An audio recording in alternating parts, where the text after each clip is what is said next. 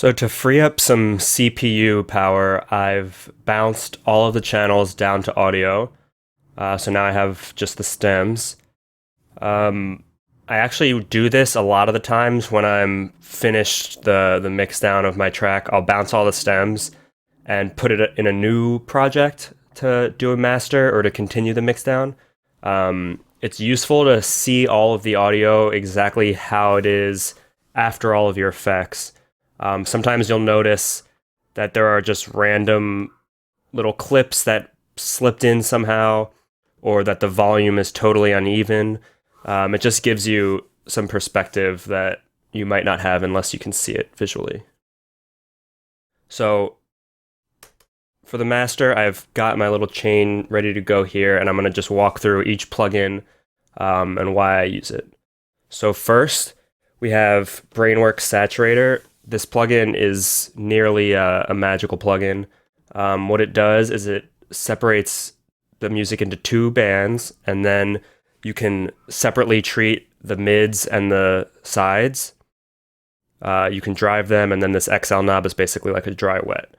So I'm going to just sort of show you how I would do it by ear as we go through the song.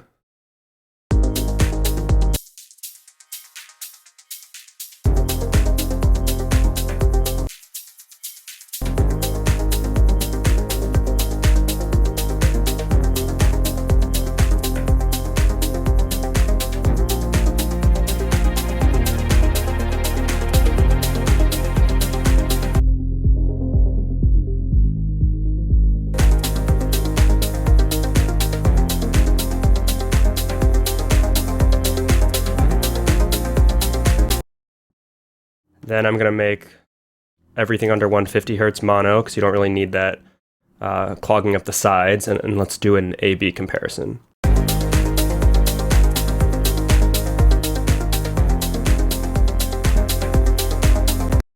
So as you can hear, it brings up the perceived loudness because it's the saturator, but it also gives you those sparkly highs on the sides that are necessary for like a professional sounding mix, in my opinion. Next, we have Oxford Inflator. This actually is a magic plugin. I'm pretty sure no one knows how it works except for the guy who created it, and he doesn't really explain how it works in the manual. It's just sort of two knobs, and you go from there. I usually leave the curve at 0. That's sort of the sweet spot of the algorithm, and then just see how far I can push this without it sounding like bloated and boomy.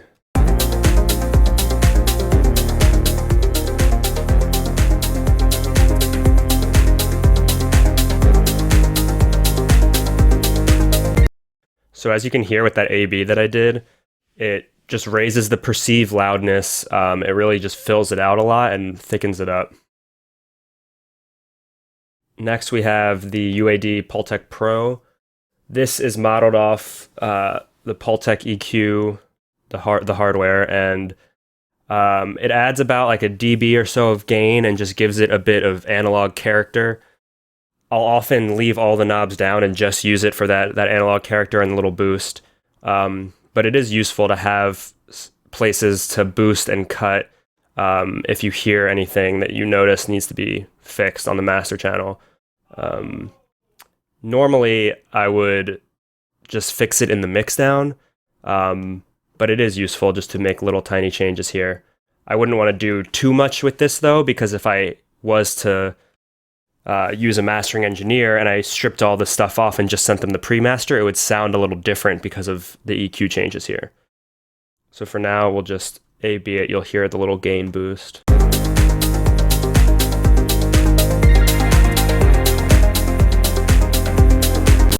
It just warms it up a little bit. So then we go on to compression. I use the SSL G-Bus compressor from UAD. I'm pretty sure Ableton's glue compressor is sort of modeled off this, which is modeled off hardware. But I just think the UAD one's a little nicer, so I'll use that. You want a low ratio. You don't want the fastest attack, but you do want something to catch the peaks a little bit and then automatic release. We're looking for like no more than 4 dBs of gain reduction, maybe even less, like 2. You don't want to really squash it. So that's way too much. So let's bring it all the way down. So that's still a lot. It's hitting 4 and it's sounding a little squash. So what I'll do, you could bring all your channels down. With these stems, that's pretty easy because they're all at like 0 right now. But what I'll do sometimes is just put a utility before everything and just bring it down some dBs. And then you're basically just feeding the compressor a less hot signal. Normally you could just adjust the threshold, but we're maxed out right now. So this is just another way to do that.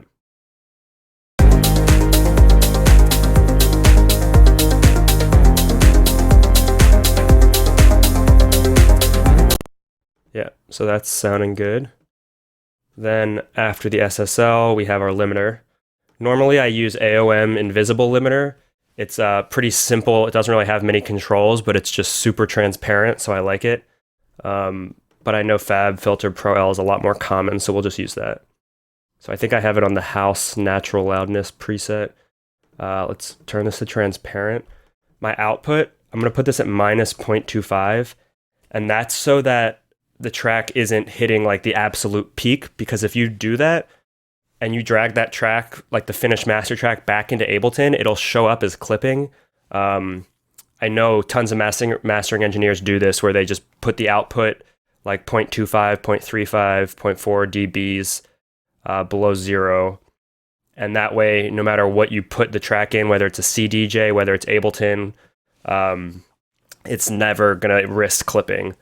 I don't really know the science behind it too much. It might have to do with like MP3 encoding or dithering or something, but I do know that if you export at 0 dBs, you have a chance to clip other systems. So we're looking for about 1 to 2, maybe 3 dBs of gain reduction. Obviously, we want to listen out for any distortion that comes out, and trying to aim around like -8 RMS. So let's see what we can do.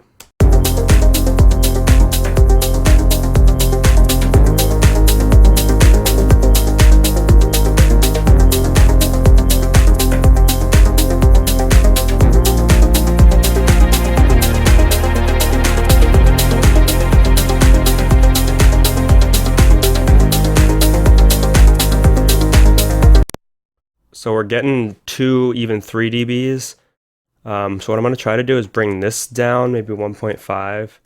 So it's hitting the compressor a little less hard, and then maybe we can limit it more. We'll see.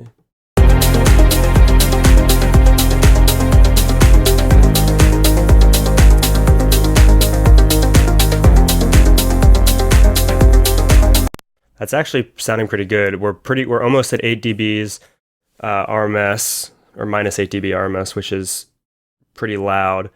And I don't really hear much distortion. We'll go through the rest of the song and just make sure. But just a note on like the loudness levels.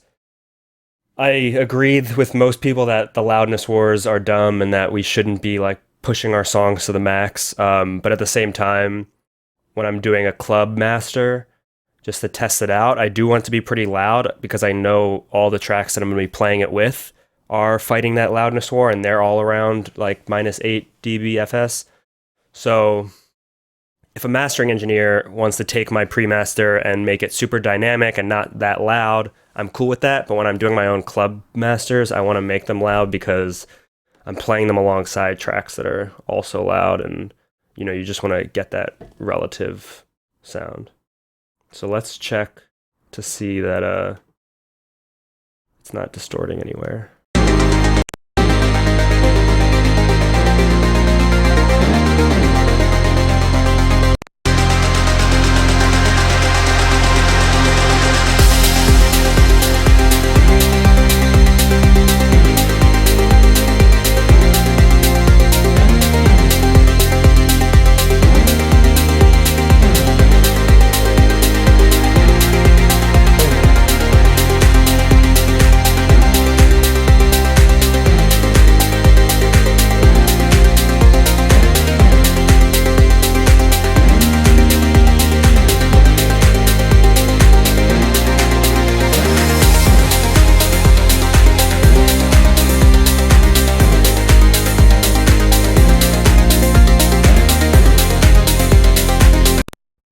Cool. That's sounding pretty good. Um, so once I have something that I'm like happy with initially, then some fine tuning might happen. So what I'll do is do a quick little visual reference first. So I like to use Pro L with no set it like all the settings set to 0, no gain increase, no output decrease. And I use it purely for a visual tool just to see like where things are looking. And after hundreds of reference tracks of me just doing this with Pro L, I just sort of know what I'm looking for. Same with Span. It's from Voxengo. It's free and it's just a nice spectrum analyzer. And I know that in most of the tracks that I'm competing with, the lows will hit around -30. The highs will probably be between -42 and -36. Maybe at the climax getting to -30, and then it'll be a nice little smiley face in the middle. This is a pretty mid-range heavy song though, so I wouldn't be surprised if we're kind of flat. So let's play it and see what we're looking at.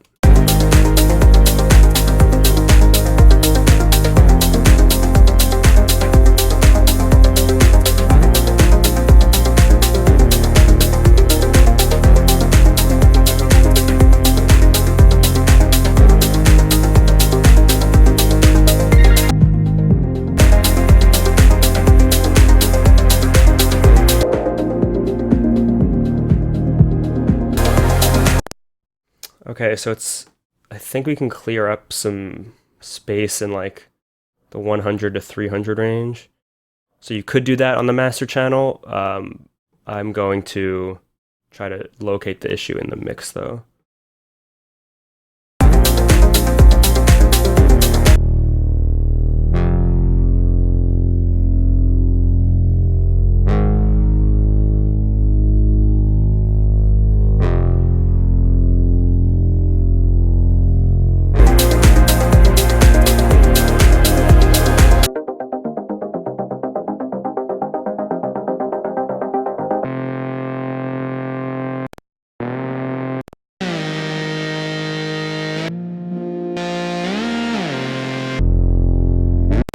Okay, so I'm going to take the Neve 1073. This is a character EQ from UAD. It is emulating hardware. This is not like a surgical EQ by any means. It has very limited features, but it's sort of made to sound good. Like all of the frequency bands and the curves of the EQ are just meant to work, so you don't have to think too much about it. There's plenty of non-UAD versions of this. I think Waves has a good one. But essentially, I'm just going to see what it sounds like with a bit of that 220 taken out. And let's hear it with the whole mix.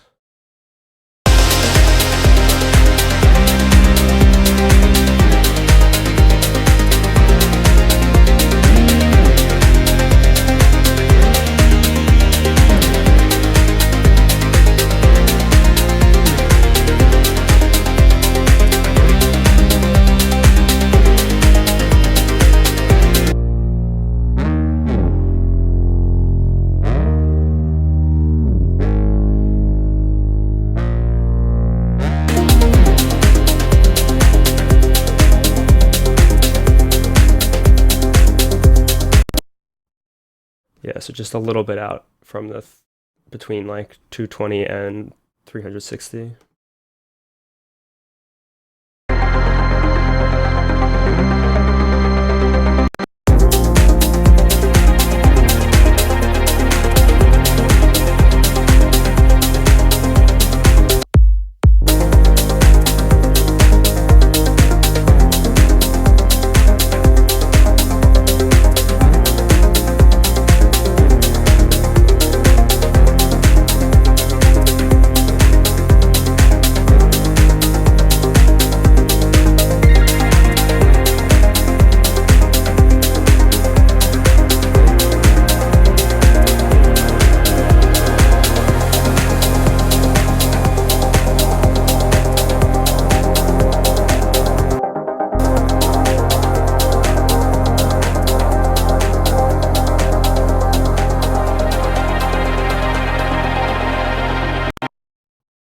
Okay, the only last thing that I'd want to do is show you guys a little trick for making your drops stand out.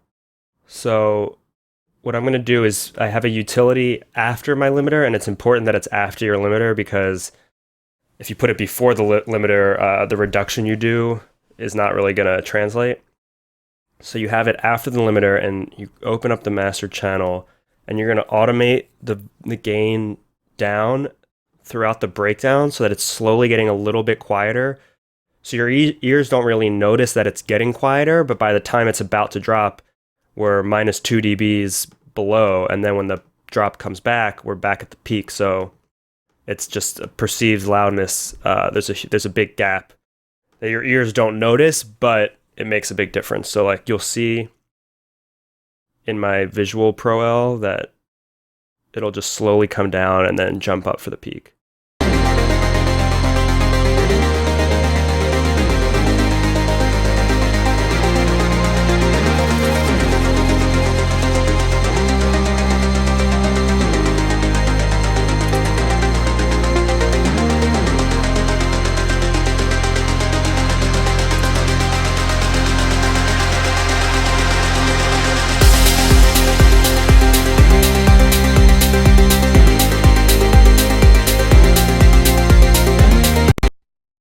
Yeah, so that's just a nice little trick. If your drops are ever missing some impact, you can just make them relatively louder by turning what's before it quieter.